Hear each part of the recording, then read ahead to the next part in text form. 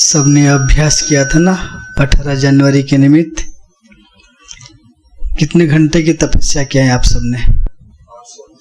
888 घंटा, 888। कौन कौन किया है अभ्यास निर्विघ्न रीति से? 888 घंटे की योग किसने किया है? हाथ उठाएंगे, लंबा हाथ उठाइए। हाँ जी, जो इस 888 घंटे की इस प्रयोग में, योग में जो भी जितने समय दिया है, सबने पार्टिसिपेट किया या सबने किया था तो सबने हाथ नहीं उठाया? नहीं, ये तो एक 888 घंटा एक निरंतर योग के लिए सबने योगदान दिया था, तो सब हाथ उठाओ। आप क्यों हाथ उठाते हैं इसकी भी रहस्य बताएंगे आज, है ना। बाबा अव्यक्त मिलन के, आप में से कौन कौन बाबा से मिले हैं, अव्यक्त मिलन मनाया है डायमंड हॉल में? सबने मनाया है। अच्छा, जिन्होंने नहीं मनाया हाथ उठाए डायमंड हॉल में। तो आप बाबा अव्यक्त होने के, दादी अव्यक्त होने के बाद आप आए ज्ञान में, तो आपके लिए बड़ी खुश खबरी है, वो भी सुनाएंगे आपको। तो जैसे 18 जनवरी की ये तपस्या आप सबने किया, बाबा ने एक सुंदर पाठ हमारा खोला है कि हम हर महीने कहीं ना कहीं बाबा के भिन्न भिन्न सेवा केंद्र पर जाते हैं, तो भट्टियों के लिए या कई प्रकार के प्रोग्राम होते हैं। जब ऐसे कोई व्यक्ति से मिलते हैं जो बाबा के बच्चे नहीं हैं, लेकिन उनको आध्यात्मिक ज्ञान में या आध्यात्मिकता में, मेडिटेशन में रुचि है, और वो उतना कुछ जानते नहीं, लेकिन कुछ आत्माओं में ऐसी धारणा कहो या तो कोई भी अच्छी वाइब्रेशन को कैच करने की कुछ आत्माओं में, बाबा के बच्चे नहीं है, कुछ लोग होते हैं वाइब्रेशन कैच करते हैं, और उनको चाहे अपनी पूर्वजों का योगदान होगा, वरदान होगा, वो कहते हैं कि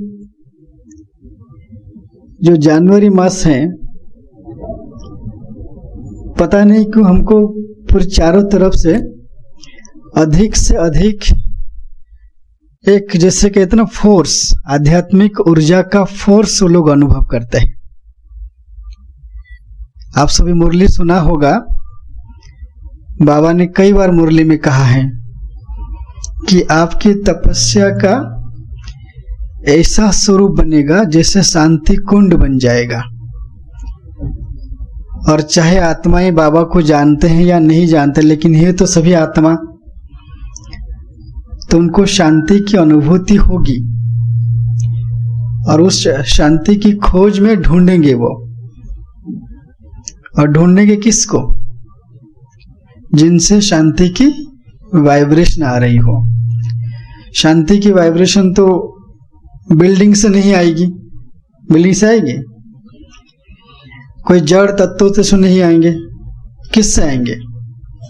हम बाबा के बच्चों में से, जो बाबा को याद करते हैं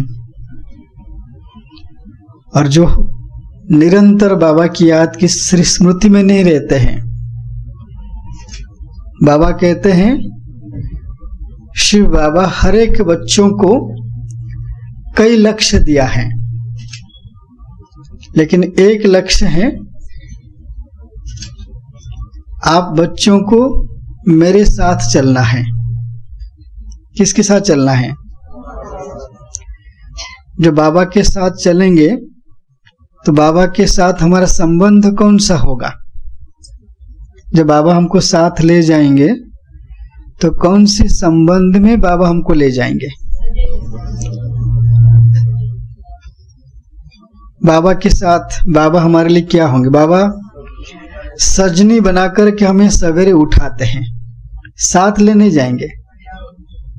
हाँ जी, सदगुरु। तो बाबा क्या बनेगा? सदगुरु बन करके ले जाएगा। और जब बाबा ले करके जाएगा फिर बाबा के साथ वही चलेंगे जिनका स्वरूप और रूप दोनों बाबा के समान। एक स्वरूप और दूसरा है रूप, इसमें थोड़ा सा अंतर है। स्वरूप और रूप अर्थात जो बाबा का ओरिजिनल रूप है वो हमारा रूप होगा। स्वरूप में और दो बात जुड़ जाता है, रूप के साथ साथ जो आत्मा का अनादि गुण है आप उसकी भी स्वरूप बनेंगे। अगर रूप में गुण न हो तो स्वरूप नहीं बनता है।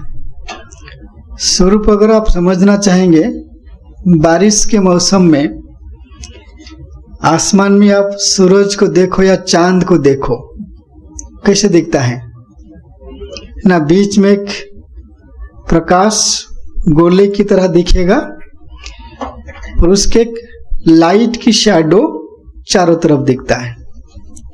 स्वरूप। हम जाएंगे बाबा के साथ अशरीरी बन करके, लेकिन हमारा स्वरूप कैसा रहेगा? जब आत्मा शरीर छोड़ेगी उसे कहा जाता है बाप समान संपन्न संपूर्ण कर्मातीत अवस्था।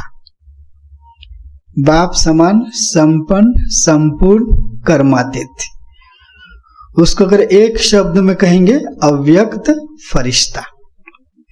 तो हम अव्यक्त फरिश्ता बन करके शरीर छोड़ेंगे, लेकिन जब घर चलेंगे अशरीरी बन करके। कौन सा घर जाएंगे हम? हमारा घर परम धाम। तो बाबा कहते हैं समय बहुत कम है और सभी को तीव्र पुरुषार्थ करना है। और तीव्र पुरुषार्थ में पुरुषार्थ की भी अलग अलग बाबा ने नाम भी दिया है। एक पुरुषार्थ का नाम है निरंतर। निरंतर बाबा की याद में रहने की जो अभ्यास करते हैं और उस एक लक्ष्य ले लिया, लक्ष्य पे आप भटकेंगे नहीं।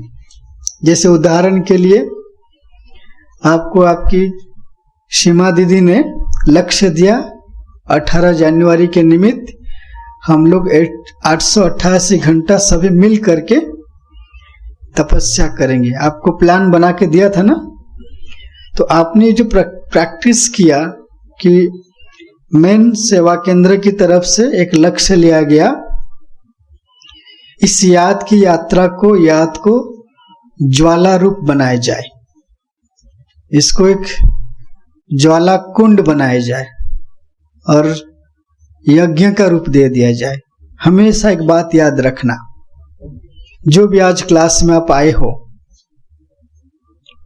पुरुषार्थ की तीव्रता को निरंतर बनाए रखने के लिए एक स्मृति कभी भी नहीं भूलना। एक स्मृति है, ये हमारा मर्जीवा ब्राह्मण जन्म है।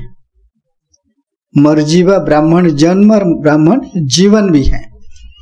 एक होता है जन्म लेना, लेकिन जन्म लेकर के अगर मृत्यु को प्राप्त कर ले तो उसको जीवन कहा जाएगा। जन्म लेने के बाद अगर हम जिंदा रहे तो उसको जीवन कहा जाता है। तो ये हमारा मर्जीवा ब्राह्मण जन्म भी है और जीवन है। जीवन कैसी हमारी? हम सभी आत्माएं यज्ञ में पल रहे हैं। जन्म कहां से हुआ है? हम सबकी जन्म अग्निकुंड से हुआ है। कौन से अग्निकुंड? हमारी संस्था का नाम क्या है? क्या नाम? प्रजापिता तो अलग नाम, पहले शुरू में क्या जानते थे, भूल गए? राजस्व, अश्वमेध, अविनाशी, रुद्र, गीता ज्ञान यज्ञ, भूलना नहीं, ये कंप्लीट वर्ड को भूलना, इस हर एक का अर्थ है। एक शब्द भूल जाएगा तो पूरी कंप्लीट मीनिंग बदल जाता है ना। राजस्व,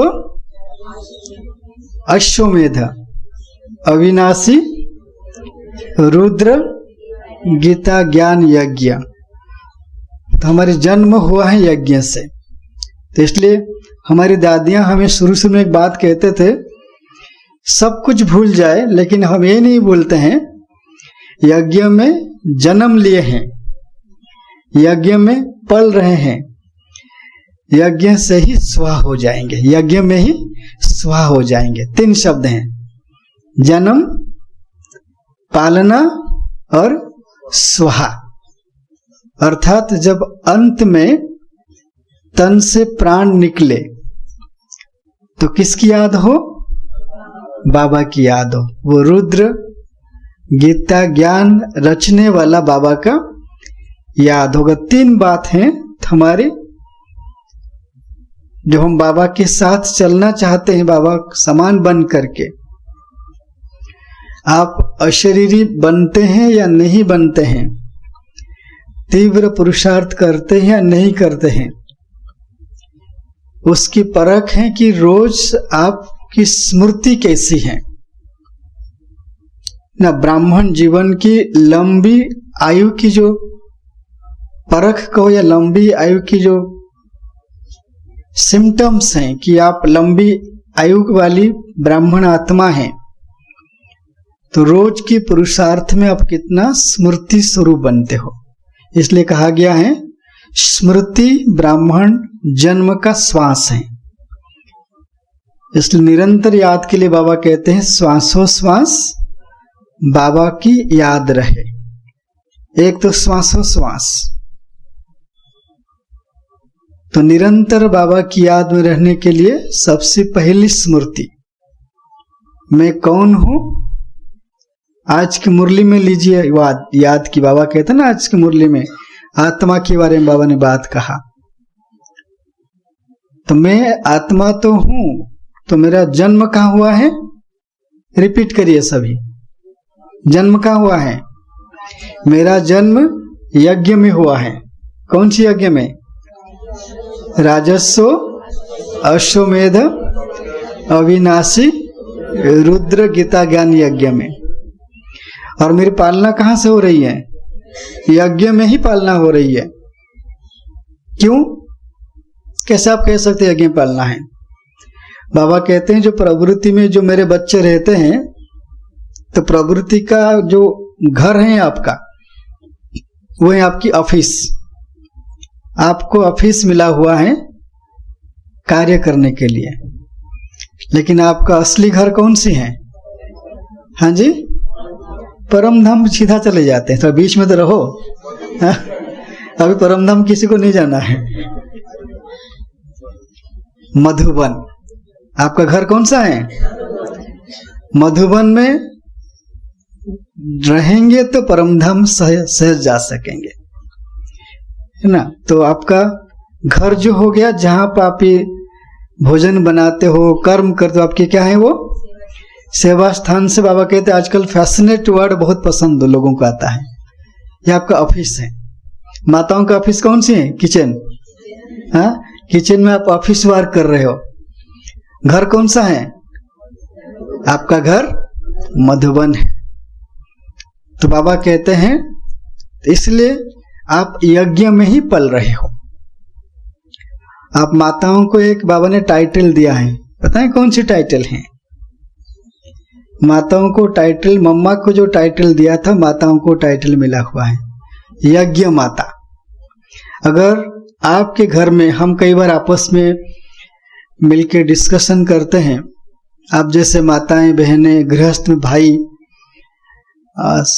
कई भाई बहनों का सवाल आता है कि परिवार में कोई ज्ञान में नहीं चलते हैं, बहुत मेहनत कर लिया हमने, ज्ञान में चलने के बजाय दिन ब दिन विघ्न बढ़ता जा रहा है। तो बाबा के एक बहुत सुंदर महावाक्य हम पढ़ रहे थे, बच्चे आप खुद ही भूल जाते हो आप कहां पे हो। खुद भूल जाते हो।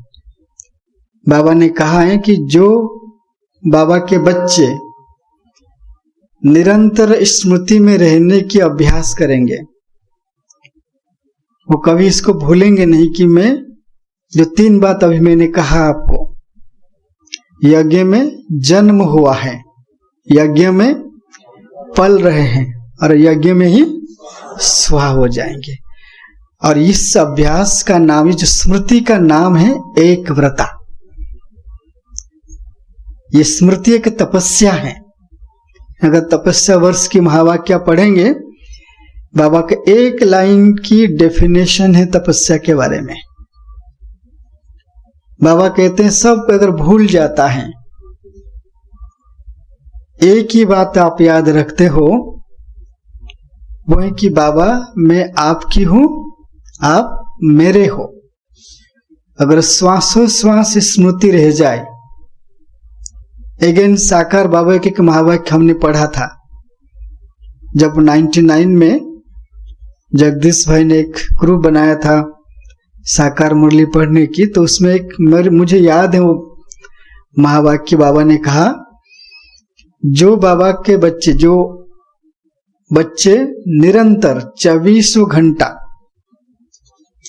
सेकेंड बाय सेकेंड श्वासों श्वास स्मृति में रह जाएंगे कि मैं बाबा का, बाबा मेरा, तो 24 घंटे में आत्मा संपन्न बन सकती है।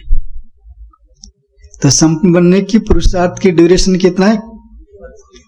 कम से कम कितना है? 24 आवर्स। लेकिन कंडीशन बड़ा जबरदस्त है। कंडीशन क्या है? निरंतर श्वासोश्वास एक ही स्मृति, बाबा आप मेरे हो, मैं आपकी हूं। और ये जो निरंतर शब्द में ना, बाबा जब कई बार कहता है, और निरंतर शब्द कहते हैं, बाबा एक बात जरूर कह देते हैं ना। जब भी हम योग भट्टी में बैठते हैं, पहले साकार मुरली बातें आती थी, फिर बाबा के बच्चे अलग अलग प्रकार के नए नए बच्चे आए, तो कुछ बात ऐसा होता था कि बच्चे डर जाते थे। बाबा कहते थे कि बच्चे, जब आपको मैं कहता हूं कि मुझे याद करो, भट्टी में बैठो, तो फिर मैं आपको लक्ष्य देता हूं और फिर क्या करता हूं कि आपको, मेरी एक बच्ची है उसको आपके पास भेज देता हूं। कौन है बाबा की बच्ची? हमको लक्ष्य देता है और एक बच्ची को भेज के बोलते हैं जाके अच्छे से इसको पछाड़ो। सुना है कि सुन दी? पछाड़ अर्थात नाक से पकड़ो उसको। नाक से पकड़ने का अर्थ होता है, इसका कोई नाक ही नहीं पकड़ता नहीं हमें, कि योग में बैठे बैठे बुद्धि बाबा की याद से हट करके बाहर की दुनिया में चली जाती, फिर आत्मा मूर्छित हो जाती है। कौन सी दुनिया में? उस लौकिक दुनिया में न। कई बार हम कहते हैं बढ़िया अच्छा योग लग रहा था, पता नहीं कहां गुम हो गए। अगर आप कहें पता नहीं कहां गुम हो गए, मतलब कहां गुम हो गए आप? माया बच्ची नाक पकड़ ली। नाक अर्थात बुद्धि। तो जैसे आज लक्ष्य मिला है कि हमको अशरीरी की अभ्यास करना है। क्यों करना है ना? अभी तक जो बात आपने सुना, कौन सी बात को आज के बाद नहीं भूलेंगे?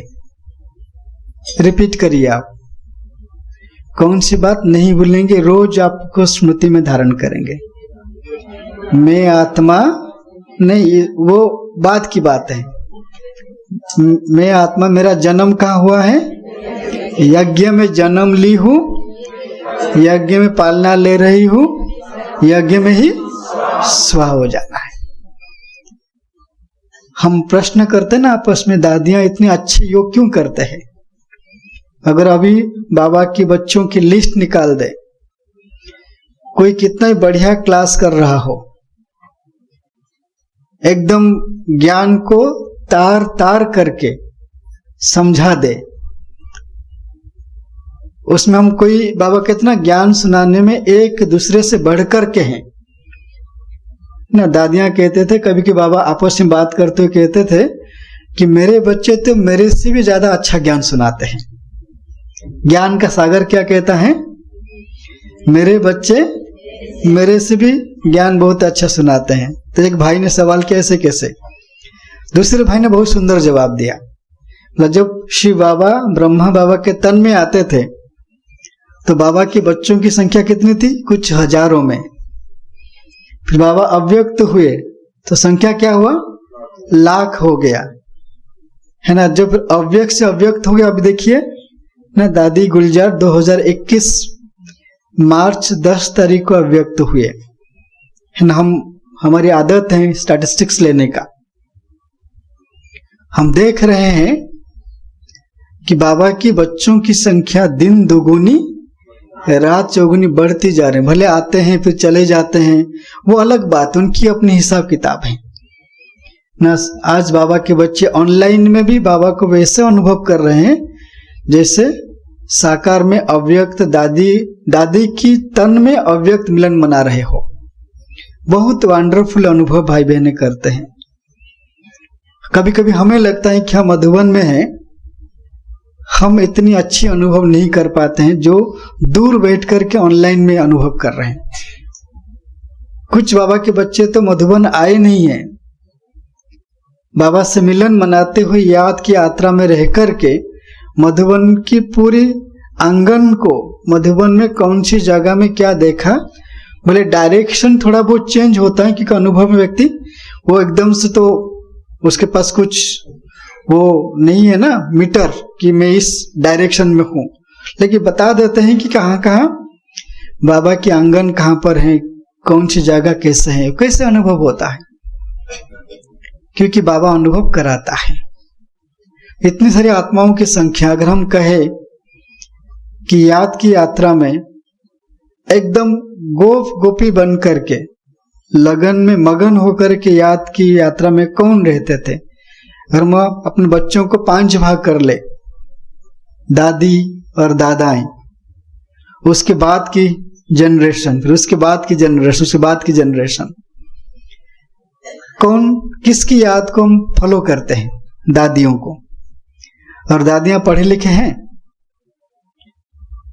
दादियां कभी हमारे जैसे चीजों को उस तरीके से देख सकते हैं जैसे हम दुनिया की लैंग्वेज में या दुनिया की आंखों में देखते हैं, जो हमारे पास ज्ञान की बातें दुनिया के हिसाब से नहीं है ना। लेकिन याद में नंबर किसको ज्यादा आप देंगे, है ना? दादियों, क्योंकि दादियों की दृष्टि लेने के लिए हम लाइन लगाते हैं। क्यों? इसे कौन सी साधना दादियों ने किया? ऐसा नहीं कि आप लोग नहीं जानते हो, उसमें एक साधना जो अभी आपको कहा गया, कुछ भी हो जाए, कभी उनकी स्मृति में नहीं था कि मेरा घर कभी नहीं, बाबा दादियों ने नहीं कहा यज्ञ है, तो उसको आप शिफ्ट कर दो अपने लिए। आपका घर क्या है? यज्ञ है। जो माताएं बहनें समर्पित बुद्धि होकर के अपने परिवार को चलाते हैं, तो आपका घर क्या हो गया? यज्ञ। तो आप यज्ञ में पल रहे हो, यज्ञ में जन्म भी लिए हो और यज्ञ में स्वा हो जाएंगे। यहां स्वा होने का अर्थ है, एक स्वा होता हम तो स्वा कर ही दिया जो भी हमारे पास है। जब आत्मा तन से निकले, एक बाबा की याद में निकले, तो इसको बाबा कहते हैं अंतमति सोगति। इस ब्राह्मण जीवन में बाबा हमें कई प्रकार के लक्ष्य दिया है न। सारी पुरुषार्थ में पढ़ाई में लक्ष्य है, बाबा एक लक्ष्य दिया है। इस ब्राह्मण जीवन में पढ़ाई और पुरुषार्थ के जीवन में लक्ष्य है। वर्तमान आप जो पुरुषार्थ कर रहे हो, और दूसरा है भविष्य लक्ष्य है। तो वर्तमान में कई प्रकार के लक्ष्य। एक लक्ष्य बाबा कहते हैं, बच्चे कमल पुष्प समान पवित्र जीवन बनाओ। ये शुरुआत में रोज आपका जीवन ऐसा हो कमल पुष्प समान। इस पर एक मुरली है, निरंतर याद में रहने के लिए बच्चे कमल पुष्प आसनधारी भव, निरंतर याद के अभ्यास। तो कमल पुष्प का अर्थ है ये जो घर है, घर 2 प्रकार के हमारे पास है। एक घर जो आप चार दीवार में रहते हैं। दूसरा घर है ये शरीर, देह भी तो घर है ना। इस देह रूपी मकान में कौन रहती है? आत्मा। तो ये घर जो है, जब आप इसको गिफ्ट देंगे बाबा को, गिफ्ट के रूप में मानेंगे और गिफ्ट के रूप में दे देंगे आप, तो आपका जीवन क्या बन जाएगा? कमल पुष्प समान। अर्थात मेरा कुछ नहीं है, ये सब कुछ किसका दिया हुआ है? बाबा का दिया। करते हुए भी आप कर्तापन की भान में नहीं आएंगे,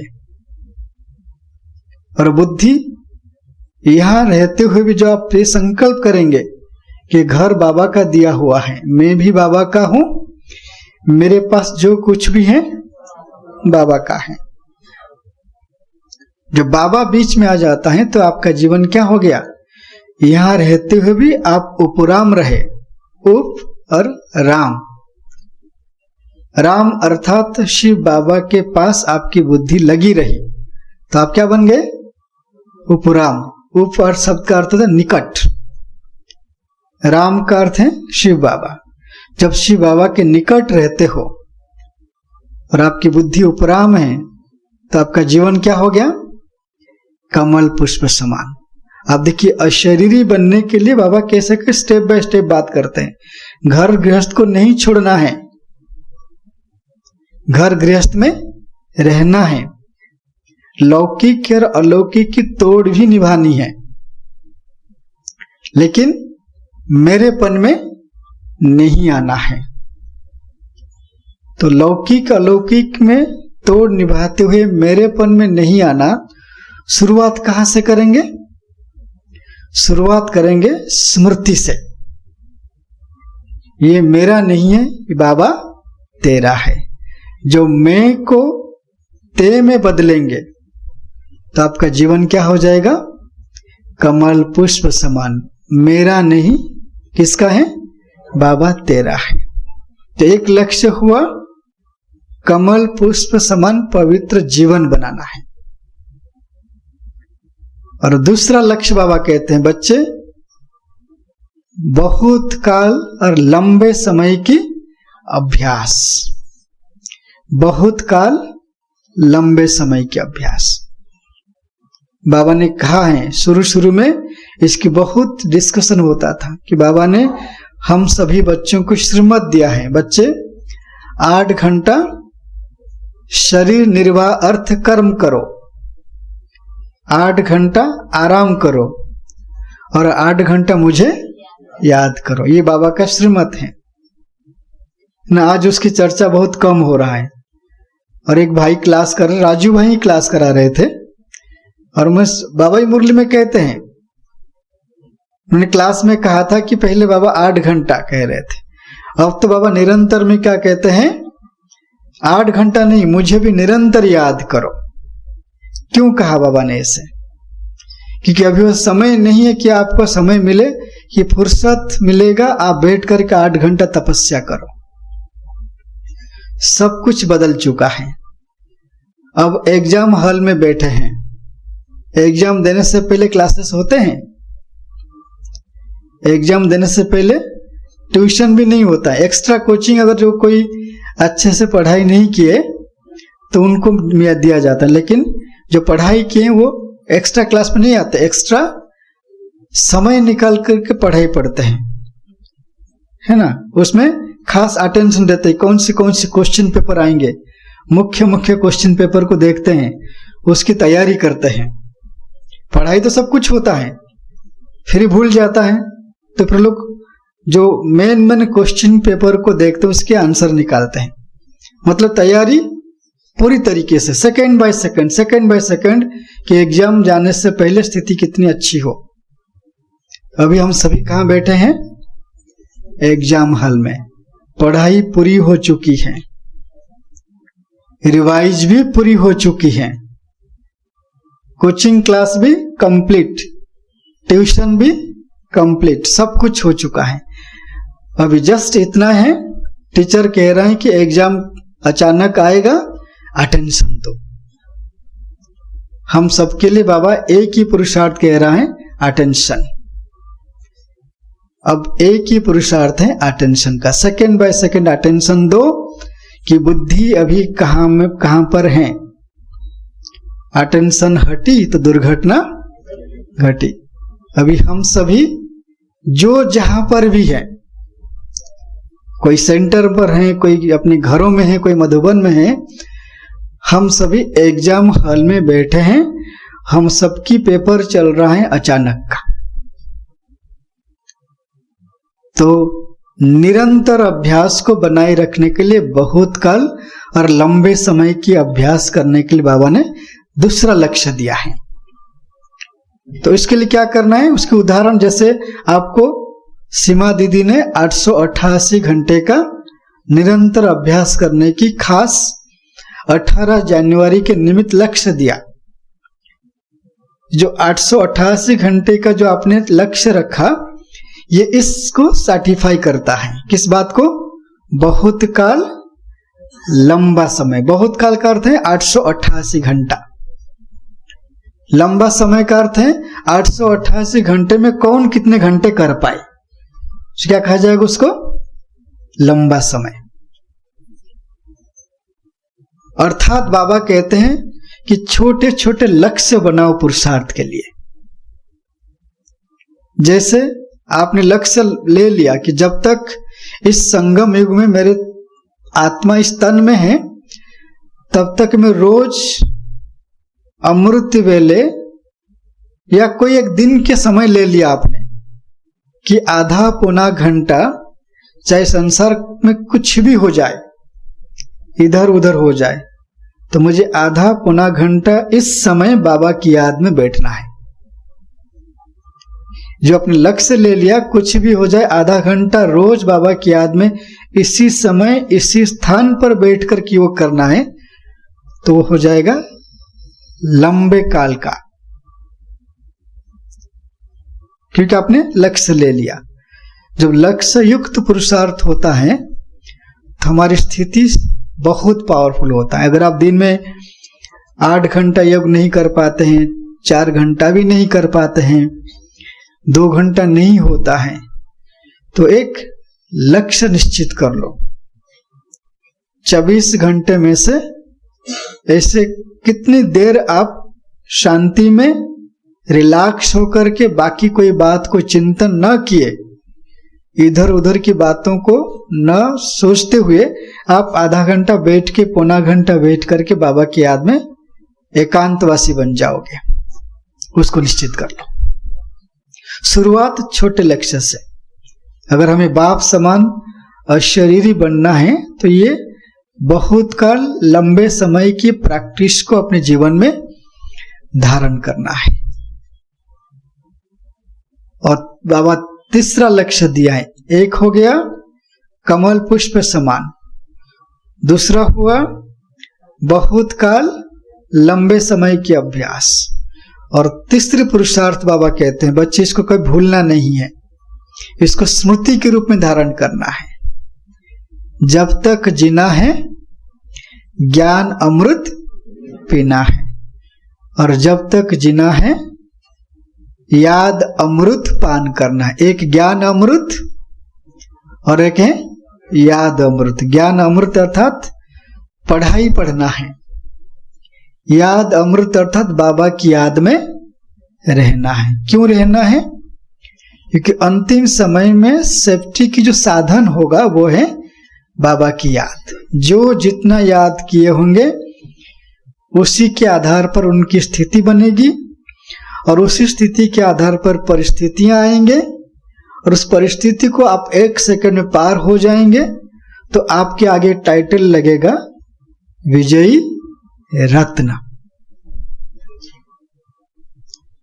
परिस्थिति में मूंझ जाएंगे तो हार जाएंगे। अगर परिस्थिति नहीं आएंगे तो स्वस्थिति कैसे पता चलेगा, है ना। एक भाई ने कहा मैं जब से ज्ञान में चला हूं ये विघ्न क्या होता है मैंने समझा ही नहीं हूं। मेरे लाइफ में कोई विघ्न नहीं है। माता पिता ज्ञान में चल रहे थे, हम भी ज्ञान में चल पड़े, और दादियों के साथ कनेक्शन था, और मधुबन आ गए, समर्पित हो गए, कोई विघ्न नहीं है। और जब उस आत्मा ने पुरुषार्थ करना शुरू किया और पुरुषार्थ उसके सामने और कोई विघ्न आए नहीं आए, उसकी अपने स्वभाव संस्कार इमर्ज हुए। और विघ्न शुरू हो गया किस बात की? संस्कारों की टकराव, और फिर आपस में लेन देन के टकराव। क्योंकि तब तक वो पुरुषार्थ नहीं किया था, वो ऐसे कि जैसे पानी बहते जा रहा है, उससे बहती पानी वो बहता जा रहा है, खुद अपने पुरुषार्थ नहीं किया। जब खुद पुरुषार्थ करना शुरू किया, उसके सामने उसकी बातें आती गई। अगर जीवन में विघ्न है, इसका मतलब है आप बहुत अच्छे पुरुषार्थी हो। विघ्न नहीं, इसका मतलब विघ्नों के आह्वान नहीं करता है। कोई नहीं चाहता विघ्न हो, लेकिन जैसे आप पुरुषार्थ करेंगे तो आपकी पुरुषार्थ हमेशा दुनिया के अगेंस्ट में रहेगा, आपकी अपनी स्वभाव संस्कार के अगेंस्ट में है। कैसे? जैसे आप ज्ञान में जब पुरुषार्थ करना शुरू किया था, उदाहरण के लिए बाबा के ज्ञान में चले, अमूर्ति वेला जैसे को तैसे कर लिया, आपने लक्ष्य लिया कि मुझे आज अमूर्ति वेला पावरफुल करना है। जैसे आप लक्ष्य लेंगे तो आपको सबसे पहले नींद और आलस की वृत्ति आ जाएगी, बीच में नींद के झटके आएंगे, तो आपके मन में आ जाएगा मैं तो कल तो बहुत अच्छा कर रहा था या कर रही थी, आज कैसे क्यों आ गया? क्योंकि पहले आप किसी के सहारे कर रहे थे, अभी आप खुद कर रहे हो। जब खुद करेंगे तो कुछ बातें आपके सामने आएंगे, आप उसको पार करोगे। ये तो छोटी सी बात है। आप सोचो, हमारे जीवन में बहुत सारी बातें होंगे। अगर परिवार में निकट कोई ऐसा व्यक्ति शरीर छोड़ रहा हो, कहते दुनिया में सबसे बड़ी जो प्रॉब्लम है, जो सबसे बड़ा पेपर है, विघ्न है, वो है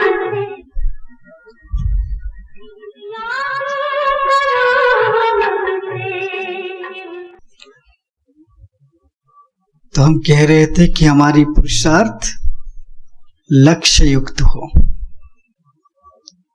और अब समय चल रहा है अचानक, तो अचानक पेपर में पास होने के लिए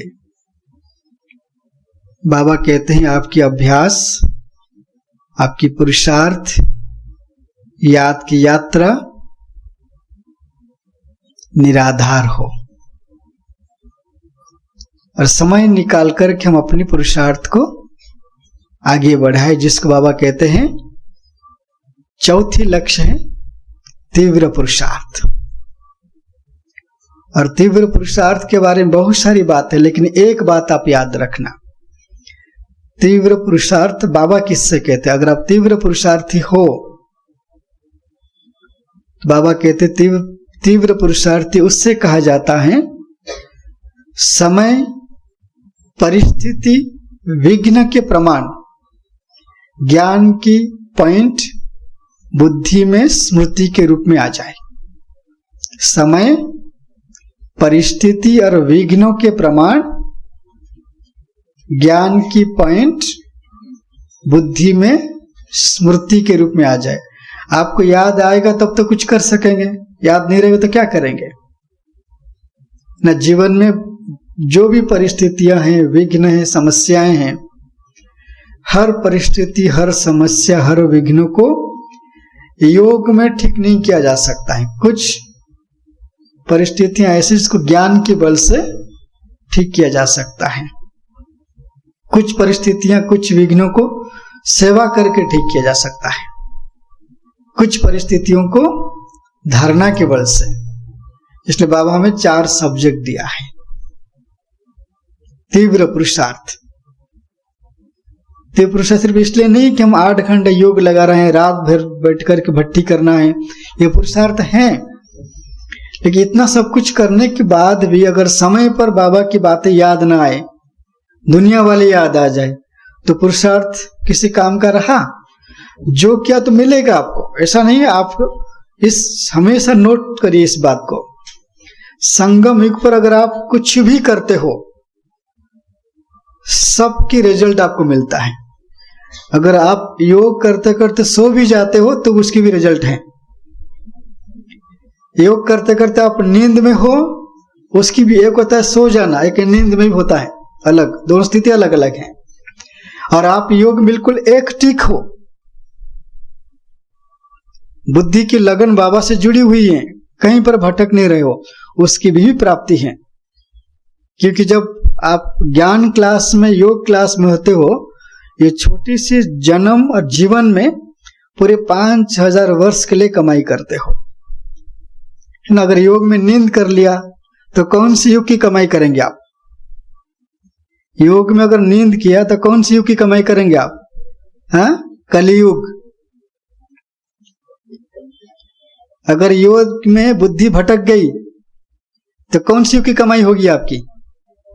भटकना कब शुरू होता है? द्वापर युग में। अगर योग में आधा बाबा की याद, आधा और किसी की याद आ गया, किसी की? त्रेता, क्योंकि योग टूट गया ना, तृतीया, तृतीया से तृतीया। तृतीय कहां से आ गई? मैं लक्ष्य लिया था अभी 10 मिनट। आप देखिए, एक एक मिनट का भी हिसाब होता है। हम लोगों ने एक प्रोजेक्ट लिया था 2011 में निमांस के साथ, तो उसमें सबको, जो भाई बहनों को लिया गया था इसमें रिसर्च के लिए, उनको कहा गया था कि 1 घंटे में सिर्फ 1 मिनट आपको योग करना है।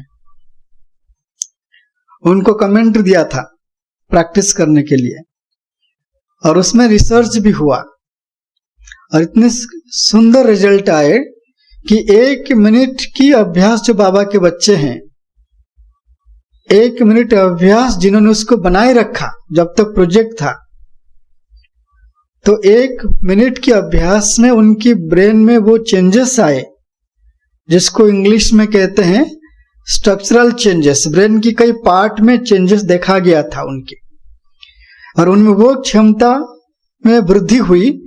कोई भी परिस्थिति आ जाए, अगर उनकी जो कॉन्शियसनेस है, उनकी जो चेतनता है, वो एक अवस्था से दूसरे अवस्था में आने के लिए 1 सेकेंड समय में ऑल्टर हो जाती थी। और प्रयोग जो रिसर्च किया गया था 2.5 महीने के लिए। आप देखिए, 2.5 महीने के अभ्यास 1 घंटे में कितना समय करना है? 1 मिनट। और 8 घंटे की एक व्यक्ति की दिनचर्या हो, उसको सिर्फ 8 मिनट की प्रैक्टिस दिल से करना है, एकदम मगन होकर करना है, तो ब्रेन रेस्पॉन्ड कर रही है। अगर हम बाबा की याद में रहते हैं तो क्या क्या कमाई होती है यहाँ पर। इसलिए बाबा के जो महावाक्य है, आप बच्चों की हर कदम में पद्मों की कमाई है, और पद्मों की गवाही भी है। अगर याद कर रहे हो तो कमाई हो गया, अगर याद नहीं किया तो पद्मों की कमाई क्या हो गया? आपका गवा दिया आपने। तो इसलिए बाबा प्रैक्टिस में कहते हैं, तीव्र पुरुषार्थ का अर्थ है जिस समय जैसी परिस्थिति, जैसी विघ्न, वो ज्ञान योग की बात बुद्धि में आ जाना चाहिए। और कोई रहस्यात्मक डेफिनेशन नहीं है। बाबा की हर प्रॉब्लम का समाधान 1 लाइनर है। तो नेक्स्ट पॉइंट क्या हुआ, जो नोट कर रहे हैं, रिपीट करेंगे थोड़ा। सबसे पहले क्या कहा था आपको? सबसे पहले स्मृति, क्या भूलना नहीं चाहिए? मेरा जन्म, मैं कहां पल रही हूं, स्वयं का होना है। तो आपका घर किसका है? मान रहे हो ठीक से? फिर देखना जाओ क्या होता है आगे जाकर। जब कहते मेरा है ना, बाबा का बाप बना दिया, फिर बाबा अच्छी तरीके से लेता है परीक्षा।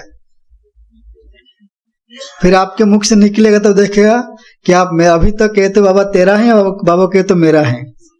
बाबा ने एक बात अच्छी कहा है मुरली में, माताओं से बात करते हुए, जब पोतरे धोतरे बीमार पड़ते हैं तो माताएं क्या कहती हैं?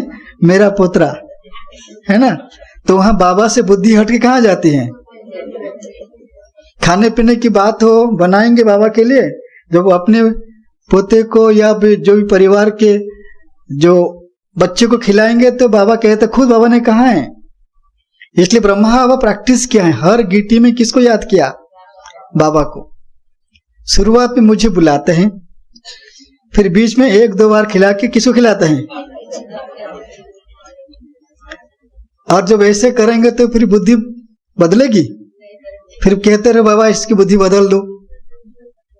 तो किसी भी आत्मा की सेवा करने के लिए यही बहुत का। अगर मान लीजिए परिवार में कोई ज्ञान में नहीं आए, लेकिन आप निरंतर इस स्मृति में हो, यज्ञ में जन्म लिया हूं, यज्ञ में पल रही, यज्ञ में मुझे स्वाहा हो जाना है।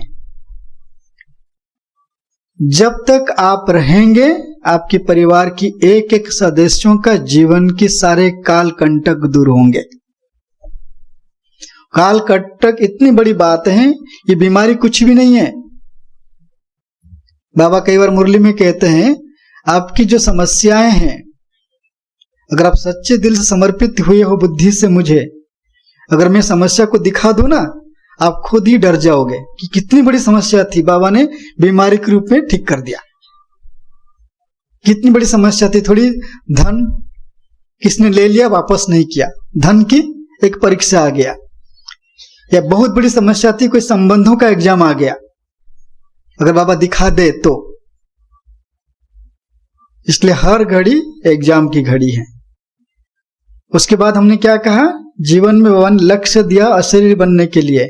एक कमल पुष्प समान जीवन, और दूसरा बहुत काल लंबे समय का अभ्यास। तीसरा जब तक जीना है ज्ञान अमृत पीना है, जब तक जीना है याद की अमृत पीना है। और चौथी बात क्या कहा, तीव्र पुरुषार्थ। और 5th बाबा कहते हैं बच्चे लक्ष्य बाबा ने दिया है बाप समान अव्यक्त फरिश्ता बनने का। ये भी लक्ष्य है ना। हम इस ब्राह्मण जीवन के लक्ष्य में एक लक्ष्य भी है बाप समान अव्यक्त फरिश्ता बनने की। और अव्यक्त फरिश्ता किससे कहते हैं, बहुत सारी बातें इसके ऊपर, सिर्फ एक ही बात बाबा कहते हैं अव्यक्त फरिश्ता बनने के लिए, वो है कुछ भी करो हल्के रहो, दे दो। किसको दे दो, बाबा को दे दो। ये मैं कहानी है ना इसके ऊपर। अव्यक्त फरिश्ता कौन बन सकते हैं ना, ब्रह्मा के पास असुर भी गए, मानव भी गए और देवताएं भी गए ना। कहते ब्रह्मा ने तीनों को रचा था। तो हमारे बाबा के बच्चे भी 3 प्रकार के हैं, देवता भी हैं और मानव भी हैं और असुर भी हैं। सब ऐसे इसका अंदर ही सब कुछ है। असुर किससे कहते हैं, बाबा के बन करके यज्ञ के लिए विघ्न रूप जो बनते वो क्या है, असुर हैं। मानव कौन है, बस बाबा घर में आए, बाबा घर में सहयोग दे दिया, बाबा अपनी जगह पर, हम अपनी जगह पर। क्या कहेंगे आप, बाबा ने कोई नहीं कि ये मेरा मनन चिंतन है, ये नहीं, ये मत कहना कि भाई लोग भाई बहने बोलते हैं कि मैं मुरली से निकालता हूं, ये मुरली बाबा ने नहीं कहा है, ये मेरे मनन चिंतन है, आपको नोट करवा रहा हूं कि मानव है। देवता किससे कहते हैं, जो बाबा ने कहा वो हमने किया ना, जो करे सो किसको क्या बोलते हैं, मानव। लेकिन जो न कहे कर ले वो क्या है, देवता।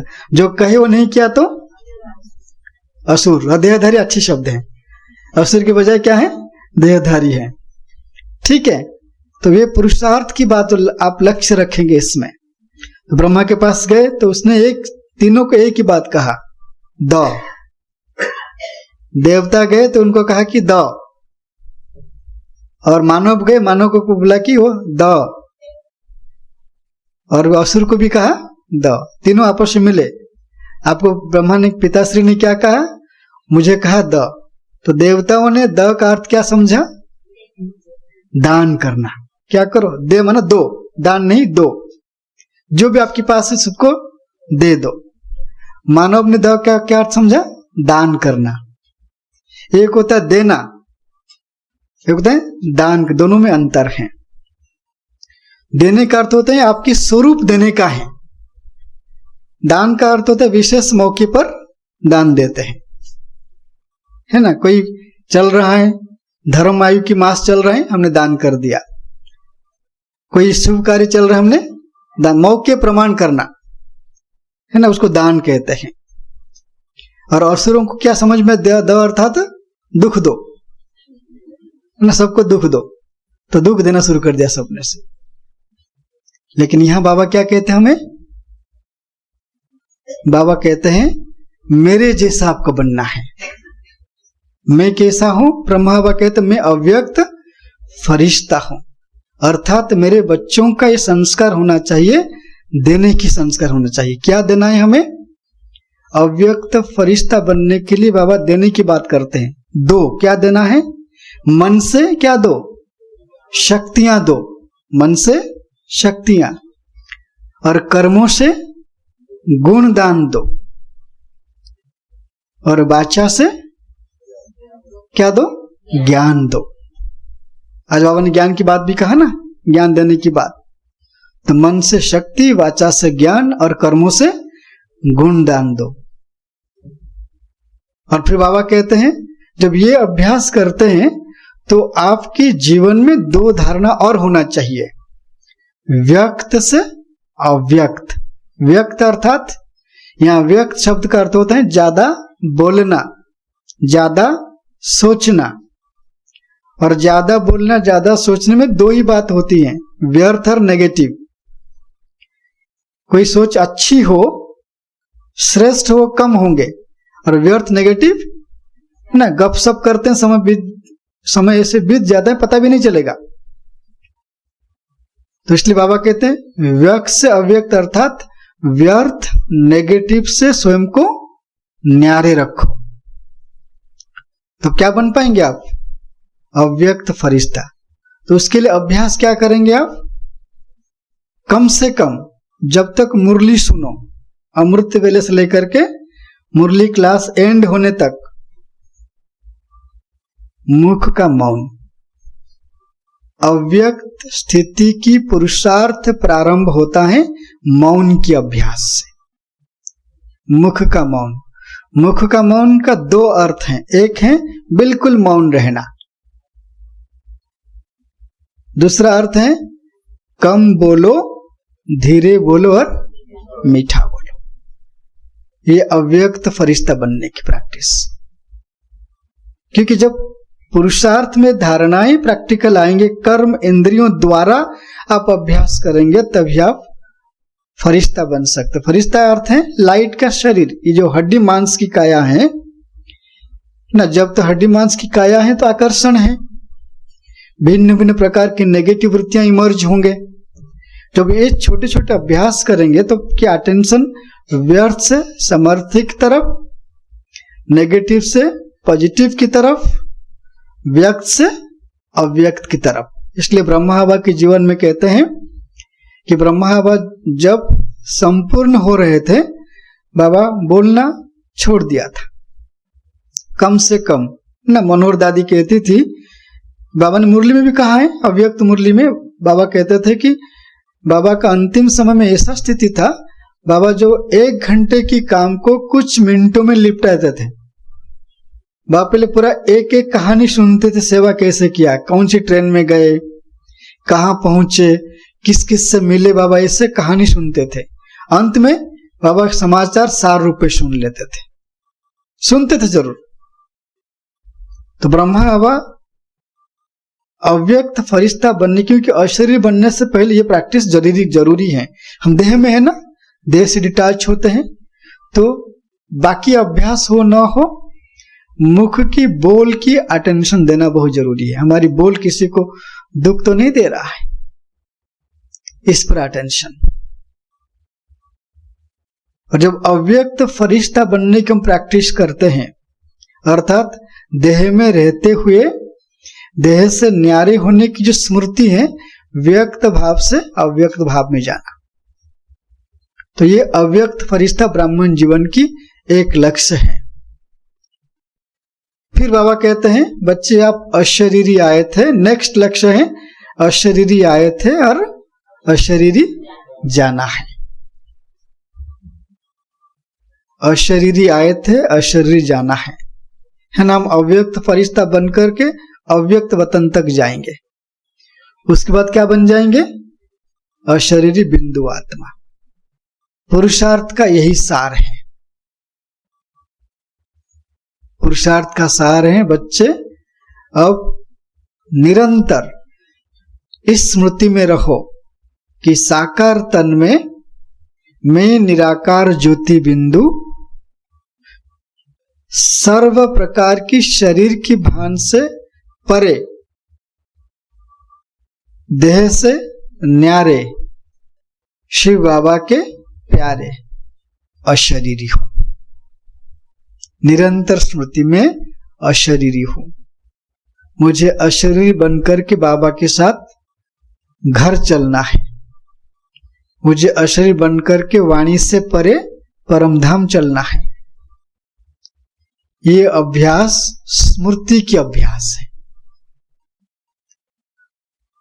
तो अभी हम 10 मिनट सभी बैठेंगे, एक ही स्मृति में बैठेंगे।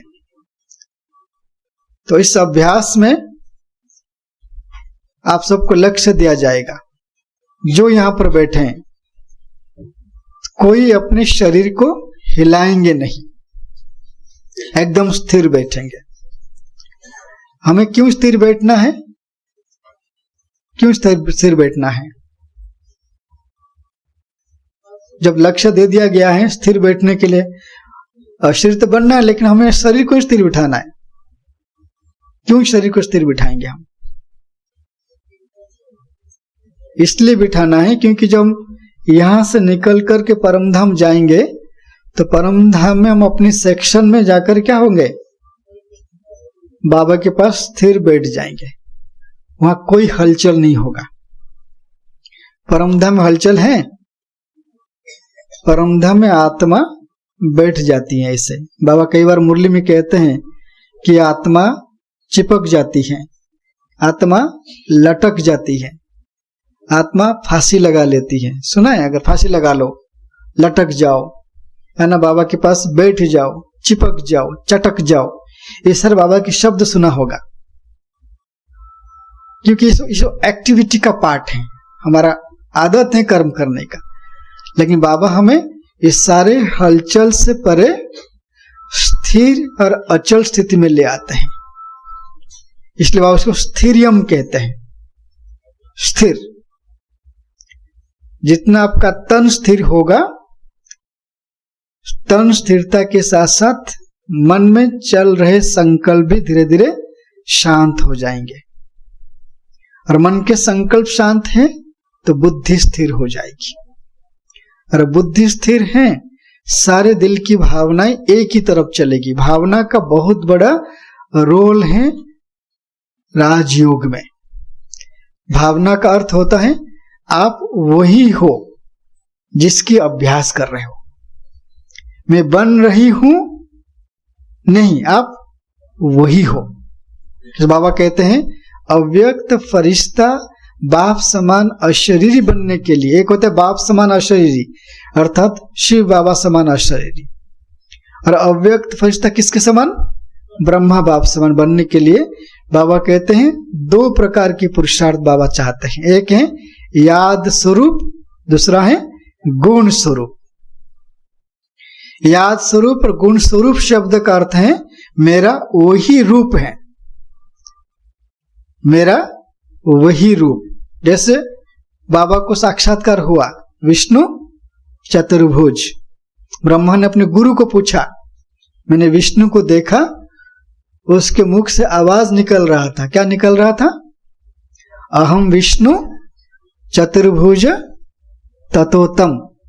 ये ततोतम शब्द का अर्थ है मैं जो हूं तुम वही हो। जब बाबा ने स्वीकार कर लिया तो बाबा का पुरुषार्थ तीव्र हो गया। मैं अशरीर बन रही हूं तो आपकी पुरुषार्थ आधा अधूरा है। मैं अशरीरी हूं, ये कंप्लीट पुरुषार्थ है। मैं क्या हूं? अशरीरी हूं। तो अशरीरी का एक अर्थ समझाते हैं। ये बहुत सुंदर प्रैक्टिस आप कभी भी बैठ के करना। बाबा कहते हैं जब आत्मा अशरीर बन जाती है, सारा किनारा आत्मा का छूट जाता है। किनारा कौन सी है? देह, देह की पदार्थ, देह की संबंध, देह की धर्म, ये चार बातों से आत्मा किनारा कर लेती है। किनारा शब्द का अर्थ है न्यारा हो जाती है। जैसे चार बातों से आप किनारा कर लेंगे, न्यारे हो जाएंगे, तो आपकी बुद्धि कहां जाएगी? आपकी ओरिजिनल स्वरूप के साथ साथ जो बाबा का स्वरूप है बुद्धि वहीं जाएगी। स्थिति कैसी बनती है? बाबा ने कई बार मुरली में कहता है कि कहा है मुरली में, हलवा कैसे बनता है? जो हलवा बनाते हैं ना, शुरू शुरू में वो किनारे में लगेगा, जो पक जाएगा तो किनारा छोड़ दे। तो ऐसे ही जब और एक स्थिति है, जैसे कमल की पत्ते को लो, उस कमल की पत्ते पर जल बूंद डाल दो, क्या होगा?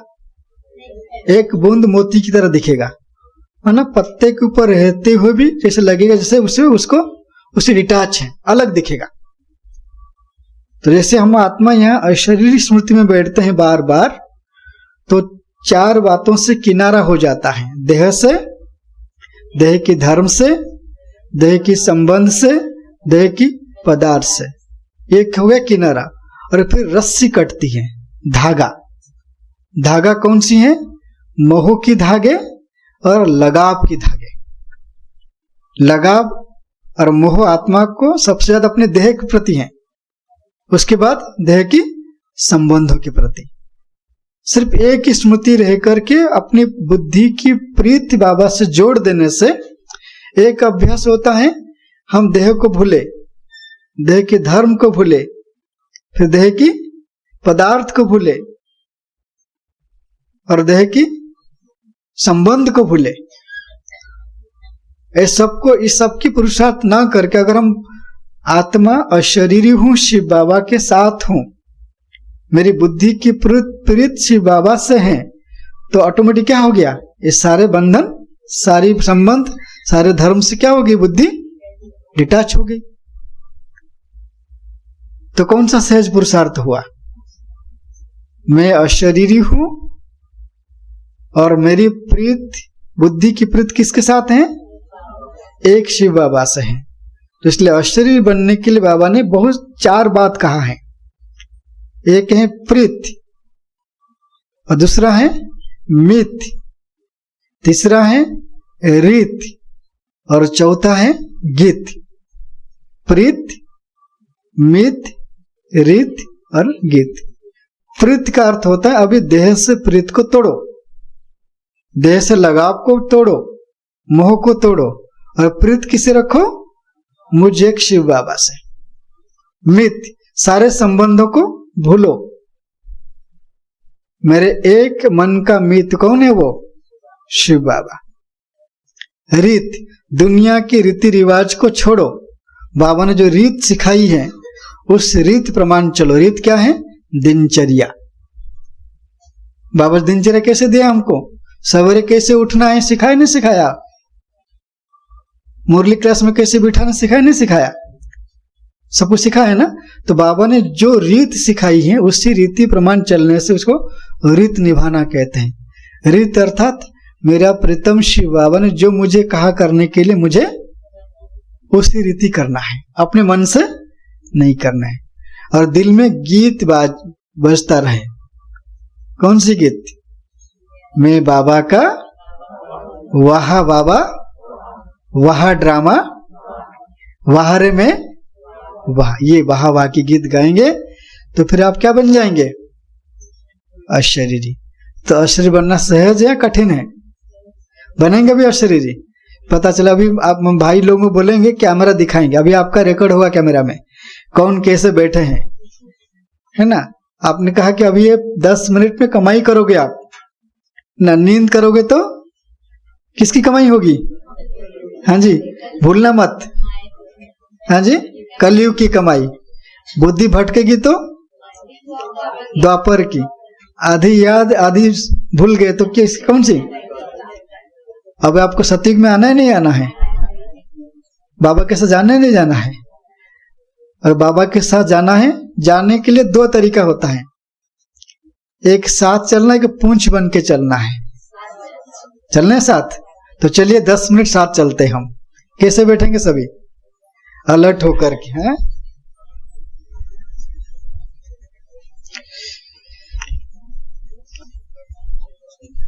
ठीक है।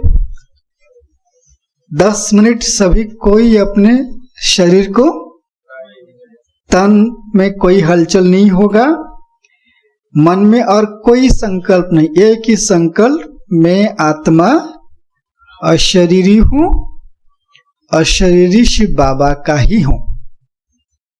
क्या संकल्प करेंगे आप? मैं आत्मा अशरीरी हूं, अशरीरी शिव बाबा का ही हूं। शिव बाबा का नहीं, शिव बाबा का ही, भूलना मत इसको, रिपीट करो सभी।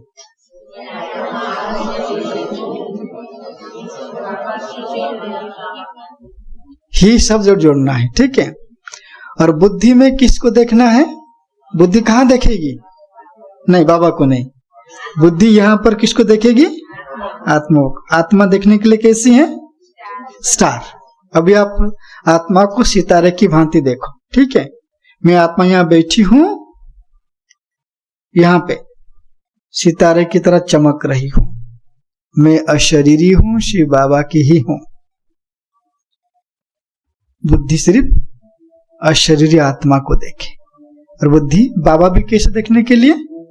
बाबा भी स्टार मिसल है, हम दोनों एक दूसरे के साथ हैं, पास हैं।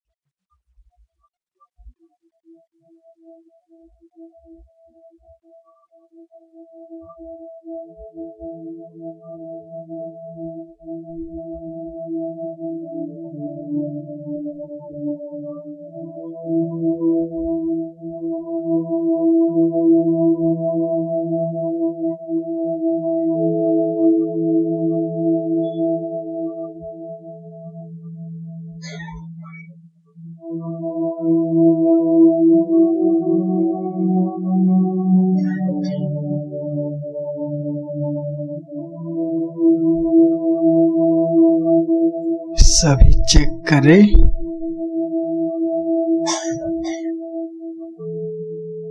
जैसे शरीर स्थिर बैठा है,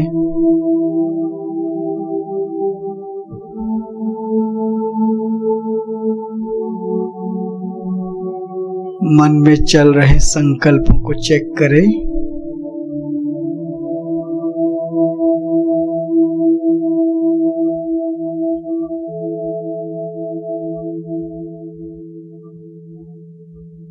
अशरीरीपन के संकल्प हैं, चेक करें।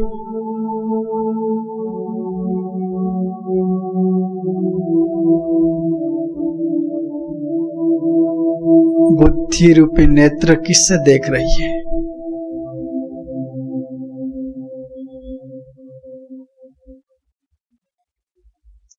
स्टार मिशल अशरीरी आत्मा को या और किससे?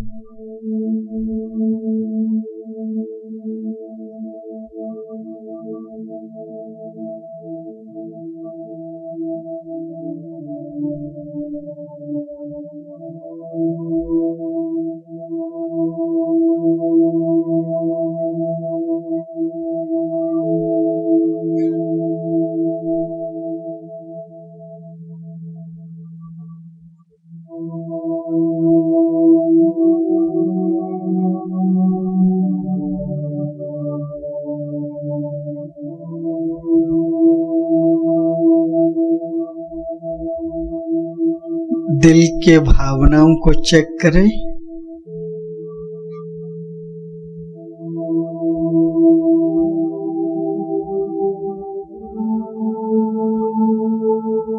अगर शरीर में किसी भी प्रकार का भारीपन है,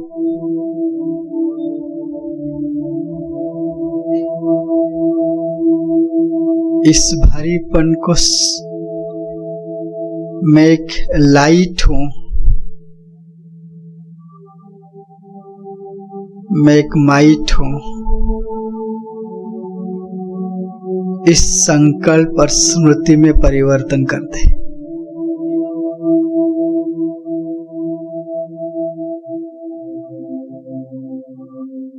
मैं अशरीरी हूं।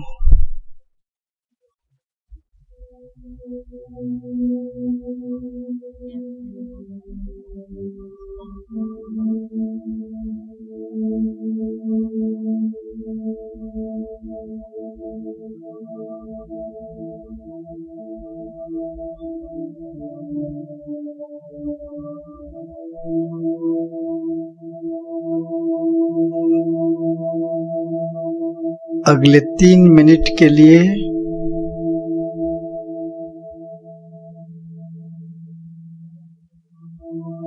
बुद्धि की नेत्र से स्वयं को देखे।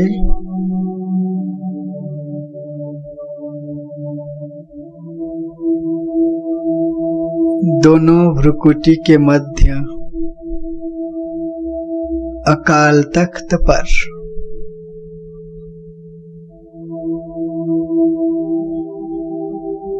मैं आत्मा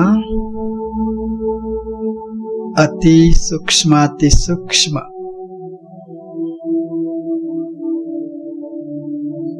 ज्योति बिंदु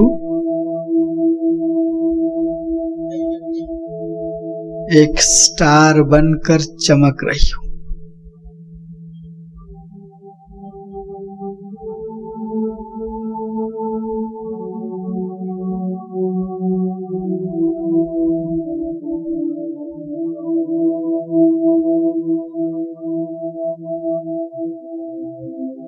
और स्मृति स्वरूप बन जाए, मैं आत्मा निराकार ज्योति बिंदु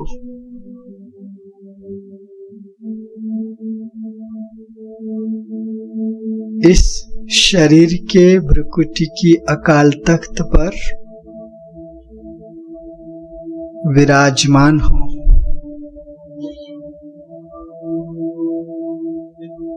शरीर की सर्व प्रकार की भान से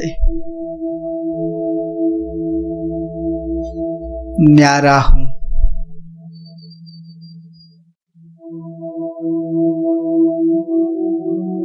मैं अशरीरी शिव बाबा का प्यारा हूं।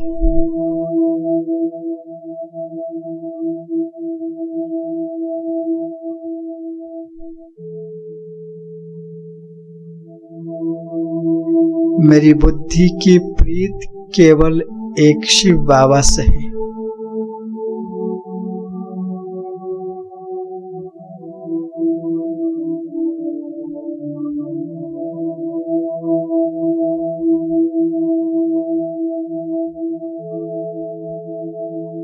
मेरे मन के सच्चे सच्चे मीत एक शिव बाबा हैं।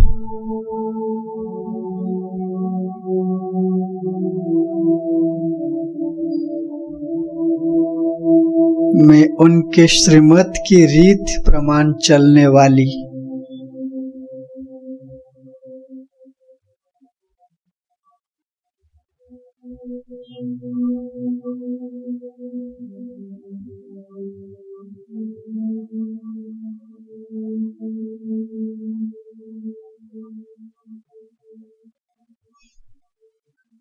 और दिल में वहा वावा वहा सदा यह अनहद गीत गाने वाली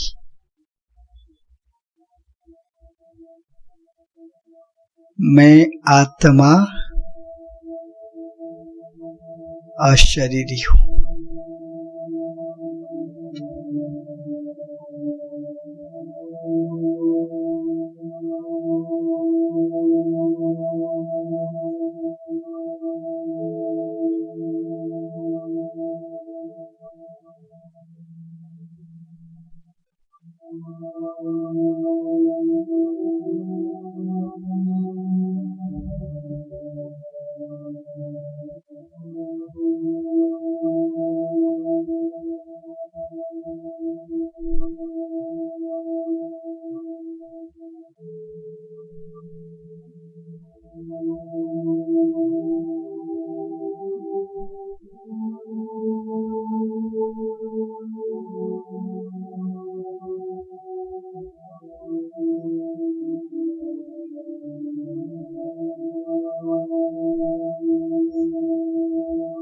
अशरीरीपन की स्मृति को धारण करते ही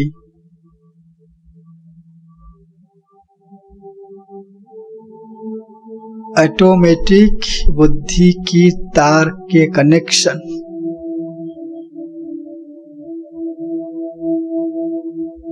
मूल वतन में अशरीरी शिव बाबा से जुड़ जाती है।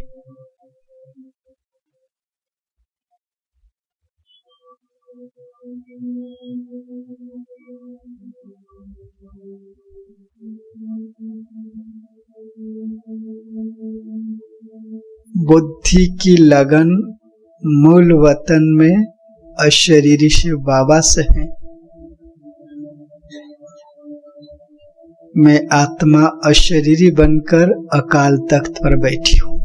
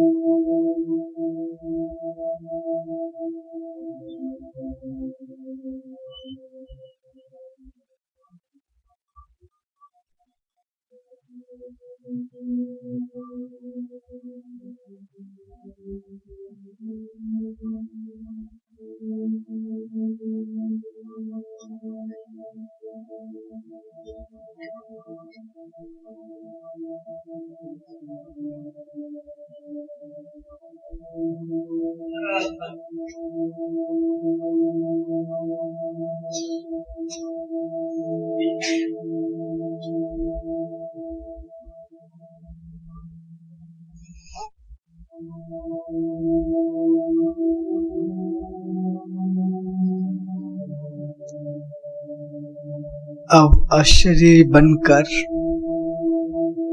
अपनी कर्म इंद्रियों को कमांड दे। एक एक्टिविटी अपने स्थान से उठेंगे लेकिन आवाज नहीं होना चाहिए। सभी कमांड दे और धीरे धीरे अपने स्थान से उठ खड़े हो जाए। कोशिश करे आवाज ना हो।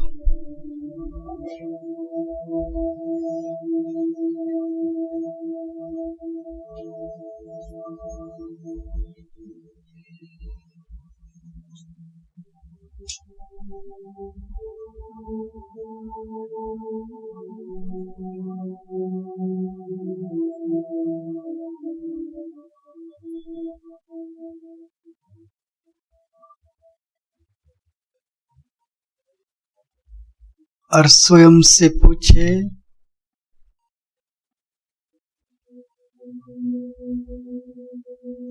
जो मैंने उठने की एक्टिविटी किया, अटेंशन में कौन सी बात थी? अशरीरी की स्मृति में उठी या जैसे कहा गया उठने के लिए उसी रीति उठ गए? चेक करें।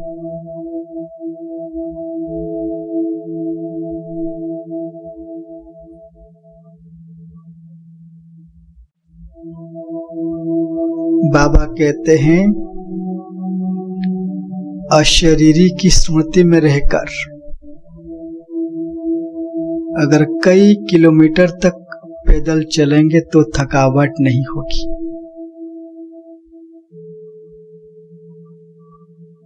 बाबा ने मुरली में भी कहा है, माउंट आबू से लेकर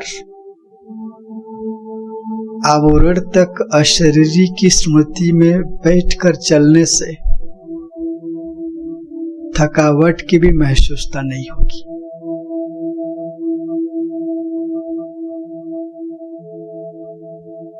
तो स्वयं को पूछे, ऐसे हर कार्य करते हुए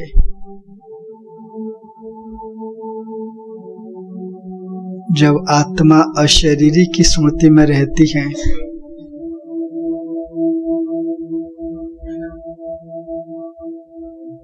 शरीर के भान मिटता है, आत्मा देहातीत, देह से न्यारे, शरीर के भान से न्यारे।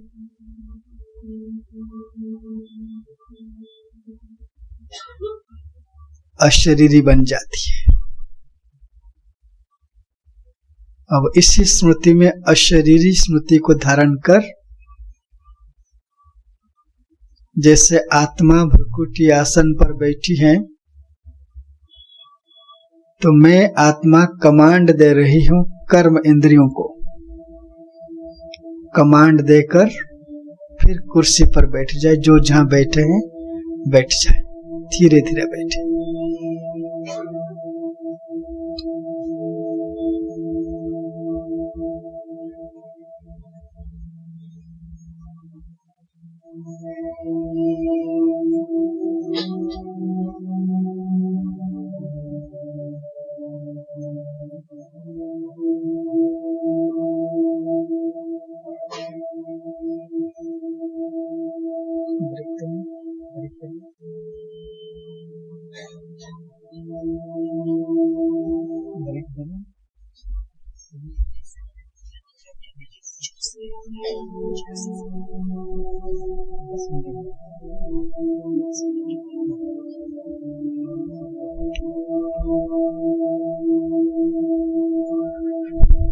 तो हमने इस बात की चर्चा की, एक स्मृति के अभ्यास और कुछ लक्ष्य की बात कहा आपको,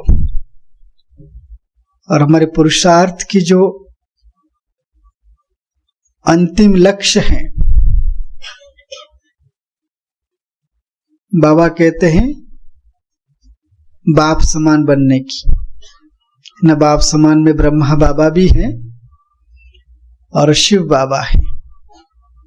न जो ब्रह्मा बाबा साकार में पुरुषार्थ कर रहे थे, तो आज हम जो भिन्न भिन्न प्रकार की बातें सुन रहे हैं, तो मुरली में साकार मुरली में सारी बातें थी नहीं थी ना? अव्यक्त होने के बाद हम इस राजयोगी जीवन में जो कुछ भी बनना चाहते हैं, तो एक ही तो बात है। बाबा कहते हैं आप बच्चों से एक ही भूल हुई, एकज भूल। कौन सी भूल? अपने को आत्मा भूल गए, क्या समझ लगे? शरीर समझने लगे, और शरीर समझे उसमें और भी वृत्ति बदल गई। जब आत्मा बार बार शरीर को धारण करती है, तो उसके अंदर बदलता है, स्मृतियां बदल जाती है न। कई बार प्रश्न आता है, देही अभिमानी, विदेही, अशरीरी, आत्माभिमानी। बाबा समय प्रति समय बोलते रहते हैं, ये सब एक जैसे हैं या अलग अलग हैं? हाँ जी, कौन समझते हैं कि अलग अलग है या एक ही है? चाहे शरीर बन जाओ, कुछ ही सब एक जैसा है। हाँ जी, अलग अलग कितने लोग हाथ उठाएंगे? लंबा हाथ उठाए, पता नहीं चलता है। देही, विदेही, अशरीरी एक हैं या अलग अलग हैं? अच्छा, एक में हाथ उठाओ सभी जो एक। अच्छा, अगर एक हैं तो बाबा अलग अलग क्यों कहा? एक ही बोल देता, कंफ्यूज तो कर दिया ना। जब शब्द अलग अलग है तो अर्थ भी है ना। चावल और भात में अंतर है या नहीं है? हाँ? उसमें अगर और थोड़ा कुछ डाल दो उसके बदलेगा नहीं बदलेगा वो? हाँ? चावल और पुलाव में अंतर है नहीं है? चावल खिचड़ी में अंतर या नहीं है? है या नहीं है? अगर शब्द अलग अलग हैं तो अर्थ भी, लेकिन हमको मूंझना नहीं है। ये नहीं कि अगर आप देही अभिमानी का अभ्यास करेंगे अशरीर नहीं बनेंगे, नहीं, अशरीर बन जाएंगे। कोई एक अभ्यास करेंगे, लेकिन जब शब्द अलग अलग हैं, अर्थ अलग अलग हैं, इसलिए बाबा समान अशरीरी अर्थात परमधाम की स्थिति आप शरीर में रह करके कर सकते हो, है ना। यहाँ जब हम क्यों इसको बहुत महत्व दिया गया है, क्योंकि जब अशरीर शरीर में रहकर करते हैं ना, तो स्थिति इतनी पावरफुल बन जाती है, लगन में मगन वाला, पता भी नहीं चलेगा आपको शरीर में हो या परमधाम में हो, दोनों का कनेक्शन जुड़ जाएगा। एक किताब है योग की विधि और सिद्धि, उस किताब की कवर पेज देखना, वो जो कवर पेज है ना वो अशरीरी स्थिति की पेज है। आत्मा बैठी है यहाँ पे, जो चार बात मैंने कहा ना आपको, प्रीत और अप्रीत के बाद गीत, मीत, प्रीत, मीत और रीत, उसके बाद गीत। इसका सीधा संबंध आत्मा जब शरीर में आई, ये चार बातों में आत्मा मूंझ गई न। पहले आत्मा की प्रीत किस में होती है? शरीर में, क्योंकि सतयुग में एक के बाद एक शरीर को धारण करने के बाद आत्मा, सतयुग में हम सभी आत्मा अभिमान स्थिति में नेचुरल रहते हैं ना। वहां पर शरीर की भान है ना देह अभिमान है, कुछ नहीं है, ना शरीर का भान है ना देह का भान है, ना दोनों में अंतर है। शरीर के भान में सिर्फ मैं शरीर हूं उसकी भान है, लेकिन जो देह भान आ जाएगा ना वो और खतरनाक है। देह भान में विकार, विकल्प, व्यर्थ, नेगेटिव से भरा रहता है ना, इसलिए उसकी एक अलग है देह भान, देह अभिमान और देह अहंकार। देह भान में कि देह के प्रति लगाव होगा कि मैं देह में हूं। देह अभिमान में आ जाएगा कि देह जिस शरीर में हूं वो काला है या गोरा है, पोस्ट, पोजीशन और जो भी आप जिस दुनिया में जिस परिवार में, उसके अभिमान आ जाएगा आपको। अगर वो अभिमान और ज्यादा स्ट्रांग हो जाएगा तो वो अहंकार में बदल जाएगा ना। कहते हैं जो अहंकारी व्यक्ति है वो इंद्र चंद्र नहीं मानता है, उसके सामने कोई कुछ भी नहीं है, वो सब कुछ अपने आप को मानता है, अहंकार। इसलिए हमारी साप्ताहिक कोर्स में एक चित्र है, आप देखेंगे ना कि एक यज्ञ चल रहा है ना, पुरुष स्त्री बैठे हैं, फिर दोनों यात्रा करते हैं मिल करके। सबसे पहले किसको पार करते हैं? काम को, फिर उसके बाद क्रोध, फिर उसके बाद लोभ, फिर मोह, इसके बाद अहंकार। ये याद की यात्रा को दिखाया गया है ना। पुरुष स्त्री साथ रहकर के भी योग में याद की यात्रा कर सकते हैं, गृहस्थ व्यवहार में रह सकते हैं, योगी बन सकते हैं। तो याद की यात्रा में सबसे पहले हम काम को पार करते हैं। काम का अर्थ है देह भान और देह अभिमान, देह के प्रति आकर्षण, देह की सारी इच्छाओं को पूरा करने के जो संकल्प है उसको पार करते हैं। फिर क्रोध, मतलब कोई चीज नहीं मिलता है, क्या क्रिएट होता है? आपको जो चाहिए, उदाहरण के लिए जो चाहिए नहीं मिलता है तो क्या क्रिएट होगा? चिड़चिड़ापन, गुस्सा, क्रोध। मन चिड़चिड़ापन चेहरे में दिखेगा, गुस्सा कहां दिखेगा? गुस्सा कहाँ दिखेगा? आंखों में दिखता है गुस्सा। और क्रोध, जब क्रोध होगा तो कहाँ पे आ जाएगा? क्रोध पहले बोल के रूप में आएगा। अगर बोल कंट्रोल नहीं हुआ तो फिर क्या होता है? हाथ उठ जाता है, लड़ाई झगड़ा होता है ना। ये सब उसके रूप हैं सारे। क्रोध को भी जीतते हम। फिर लोभ, चाहिए चाहिए वाला संकल्प समाप्त करना है। मुझे ये चाहिए, मुझे वो चाहिए, लोभ। फिर मोह, मेरेपन का त्याग करना है। मेरा कुछ भी नहीं है, मैं भी तो मेरा नहीं हूं, मैं किसका हूं?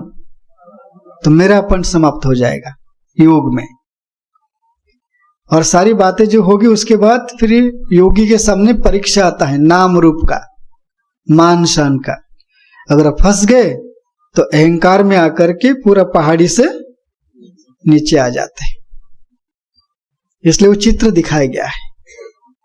जब योग अभ्यास में बैठते हैं, सिर्फ इतना समझने से आप जैसे आप कहते हैं कि मैं आत्मा शरीर से अलग हूं, चेतन शक्ति हूं, ज्योति बिंदु हूं, लाइट माइट हूं, सतोगुणी हूं, अजर अमर अविनाशी हूं, ये आत्मिक संकल्प करते ही आपकी स्मृति बदलती है। देही किससे बोलते हैं? बाबा कहते हैं देही का अर्थ है शरीर में कोई हलचल नहीं, मन में कोई हलचल नहीं, एक ही स्मृति, मैं आत्मा इस देह की मालिक हूं। जब योग में बैठे हो, मैं बैठने की बात कर रहा हूं, चलते फिरते भी ये अभ्यास रिपीट करोगे आप। यहां बैठे हो, आत्मा कहां बैठी है? भ्रुकुटी में। इस देह को क्या समझो? ये देह मकान है, घर है, और मैं आत्मा इस देह रूपी मकान में मालिक बनकर के बैठी हूं। तो मालिकपन की स्मृति को कहा जाता है देही अभिमानी। मैं आत्मा इस देह रूपी मकान का मालिक हूं, मैं देही हूं, देही मालिकपन की स्मृति। उसमें जब इस स्मृति में रहते हैं, एक स्वतः एक अभ्यास होता है कि देह अलग है, मैं आत्मा अलग हूं। जैसे लौकिक में होता है ना, मकान अलग है, मकान की मालिक अलग है। तो मालिकपन की स्मृति में आप देह भान से न्यारे होते हो। किस में न्यारे होते हो? भान से, देह भान से। भान आता है पहले, देह है, देह है। तो देही अभिमानी का अर्थ क्या हुआ? मैं आत्मा इस देह की मालिक हूं। देह में सब कुछ आ जाए, देह की प्रकृति, देह की स्वभाव ना, सब। जब मालिक बनते हैं तो मालिक का ऑर्डर होता है कि ये करो या नहीं करो। जैसे आप आंखों से देखते हैं ना, मैं आत्मा आंखों से देख रही हूं।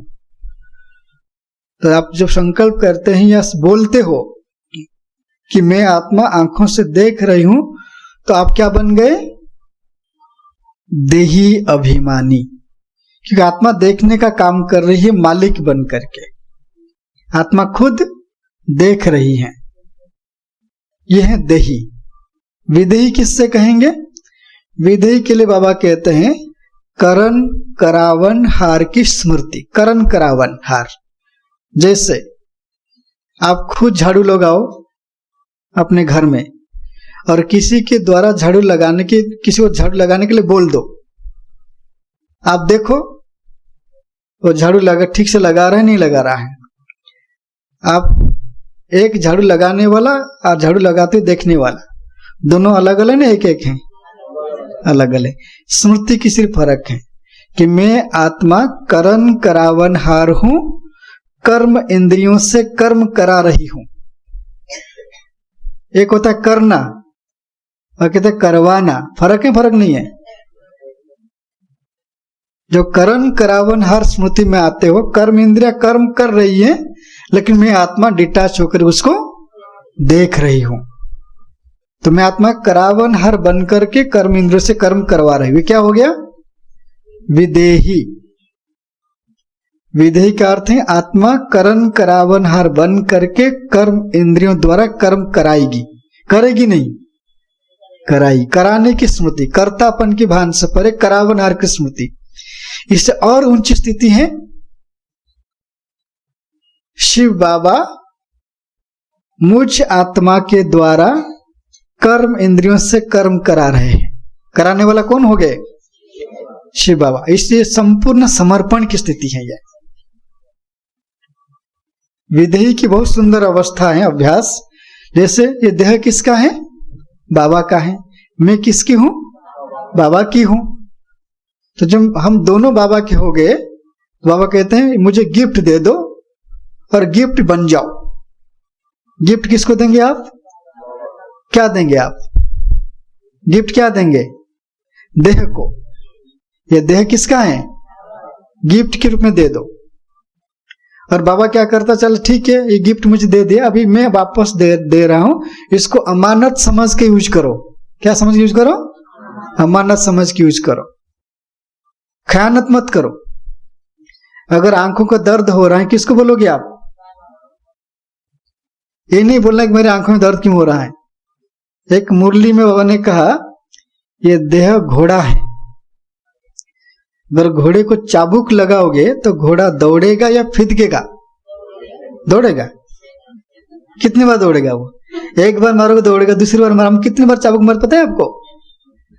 दिन भर इतना चाबुक मारते हैं, ये शरीर बोलता है बस तुमको जो बोलने बोलो मत, बस ऐसे पड़ा। कितना चाबुक पड़ता है। सारा बीमारी मुझे क्यों हो रहा है? जब से बाबा का बच्चा नहीं था तब तो बढ़िया था, और बाबा का बनते ही सारे बीमारी का, जैसे मेरा घर बीमारी का घर बन गया है। ये आपने एक चाबुक लगा दिया। मुझे किसने कहा कि इतना सबसे बेस्ट डॉक्टर को दिखा रहा हूं, इतने पैसे खर्चे हो गए, कुछ ठीक नहीं हो रहा है, दूसरी चाबुक लगाया आपने। तबीयत को लेकर के, अपने शरीर को लेकर जितने भी व्यर्थ नेगेटिव या बाकी संकल्प करते हो, देह रूपी घोड़े को चाबुक मारना बार बार। एक बार मारोगे ठीक चलेगा, बार बार मारने से वो दौड़ेगा नहीं, इधर उधर भागेगा वो। तो बाबा कहते हैं इसका मतलब अभी तक आप इस देह को अमानत नहीं समझा। चलो ठीक है, ये देह में 7 चत्तियां लगी हुई हैं, मुझे क्या है? उसने तो मुझे अपनाया ना इसी तन में। जब बाबा को फर्क नहीं पड़ता है, चलो ठीक है, दुख है, जीवन में दर्द है, बीमारी है, कुछ भी हो, इसको अपनाया किसने? तो जो बाबा को गिफ्ट दे देते हो आप, ये बहुत बड़ी स्थिति है। और इसको हमने सामने देखा है दादियों को सामना करते हुए, चेहरे पर रिंचक मात्र कष्ट की, आपको पीड़ा की एक भाव भी नहीं दिखेगा। कौन कौन दादी जानकी से मिले हैं? सब मिले हो आप। जब जब मिले हो 2011 में, 12 में, 13 में, 14 में, 15 में, जब मिले हो आप, एक दिन ऐसा नहीं हो दादी को कोई तकलीफ न हो शारीरिक रूप से। आपको महसूस हुआ? वो भी तो इंसान है ना आसमान से आई थी वो। उनकी शरीर कुछ 5 एलिमेंट्स नहीं बना हुआ है, सोने में बना हुआ है ना? ऐसा तो नहीं है ना? हमारे सामने थी वो। क्या था? दादी की ही संकल्प था, ये मेरा थोड़ी है। ये शरीर उसकी दुआओं से मिला हुआ है। पूरे ब्राह्मण परिवार की दुआएं मुझे चला रही है ना? हमने खुद देखा है, पूरे शरीर में 22 टांके हैं, सलाइन लगी हुई है, यहां भी पाइप लगी हुई है, और आधा घंटा क्लास करा दी। कैसे हो गया ऐसे? चमत्कार है, क्योंकि उन्होंने अभ्यास वैसे किया। अभ्यास में एक ही बात है, ये शरीर मेरा नहीं है, किसकी अमानत है? इसलिए मुझे इसकी संभाल करनी है। विधेयी, ये मेरा नहीं है, किसका है? मैं ट्रस्टी हूं। विधेयी अर्थात ट्रस्टी, देही अभिमानी अर्थात मालिक। ट्रस्टी हूं। ये शरीर किसका है? उसने मुझे दे, मैं ट्रस्टी बनकर संभाल रही हूं। बस आप क्या बन गए? जो विधेयी बनकर के कार्य करेंगे, लगाव मुक्त होगा। जो लगाव लगी हुई ना देह में, देह के संबंध में लगाव मुक्त होंगे आप। मालिकपन की स्मृति में रहेंगे तो जो जैसे मालिक बन गए ना आप, कोई भी चीज नुकसान होगा, आप उसको अपने अंदर शक्ति मिलेगी आपको, जिसको अधिकारीपन कहते हैं। अधिकारीपन की स्मृति में रहेंगे तो स्वराज्य अधिकारी बनेंगे, और स्वराज्य अधिकारी बनेंगे तो स्वर्ग राज्य अधिकारी बन जाएंगे आप, मालिक बन करके। यहाँ सत्युग में हम विधेय नहीं बनेंगे, सत्युग सीधा क्या बनेंगे? मालिक। हम मालिक हैं वहां पे। तो ये विधि हो गया। और अशरीरी क्या है? अशरीरी है सन्यासी बन जाना। हाँ, घर बार छोड़ के भाग जाओ यहां से। कहां भाग जाए? इसका अर्थ समझो, घर बार छोड़ भागने का अर्थ होता है मन और बुद्धि को देह में, देहधारियों में, देह के संबंध में, देह की बातों में कंप्लीट डिटैच करके पूरा किसका हो जाना? संन्यास। संसार से मन बुद्धि को कंप्लीट डिटैच कर देना, उसको बोलते हैं सन्यासी। रहना यहीं पे, रहना शरीर में, लेकिन जिस बाबा कहते हैं देखते हुए नहीं देखना। क्या नहीं देखना है? नुकसान होने दो। बाबा ने कहा देखते हुए नहीं देखो। हाँ, खाते हुए, एक भाई ने कहा खाते हुए नहीं खाना, अर्थात मुझ में मार्केट से समोसा लेकर के आया ना, बाबा कहते बाहर का नहीं खाना है और अंदर का खाना है ना।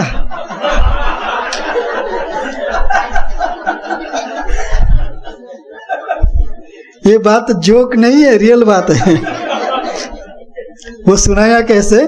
बाबा ने कहा था बाहर का नहीं खाना है, मैं समोसा खरीद कर लिया, बाहर के ऊपर की जो निकाल दिया, अंदर खा लिया मैंने। ये तो नहीं करना है ना। देखते हुए नहीं देखने का अर्थ क्या है? सुनते हुए नहीं सुनना, इसका अर्थ क्या है? व्यर्थ, नेगेटिव, जो मेरी पुरुषार्थ, सो उन्नति, ब्राह्मण परिवार, यज्ञ, बाबा की बातें नहीं है, उसको मुझे नहीं सुनना है। जो बात मेरी उन्नति के लिए नहीं है, व्यर्थ है, नेगेटिव है, दूसरों को गिराने वाला है, दूसरों की कमी कमजोरी को देखने वाला है, दूसरों के दोष को देखने वाला है, उसे मुझे नहीं देखना है। देखते हुए नहीं देखना, सुनते हुए नहीं सुनना। इसका अर्थ है मैं शरीर में हूं, लेकिन जो नेगेटिव, जो व्यर्थ, विकार, विकल्प, कमजोरी, दोष, उन बातों को मुझे नहीं देखना, उसके प्रभाव में नहीं आना, उसके आकर्षण में, शरीर की आकर्षण, सुंदरता की आकर्षण, खुशबू की आकर्षण। देखिए, खुशबू खराब बात नहीं है। बाबा कभी नहीं मत करो, करो, लेकिन अशरीरी बन करके, उसमें बिल्कुल इनटू नहीं हो जाना, एकदम उसमें घुस जाना नहीं है। करना सब कुछ, लेकिन उसमें प्रभावित नहीं होना है।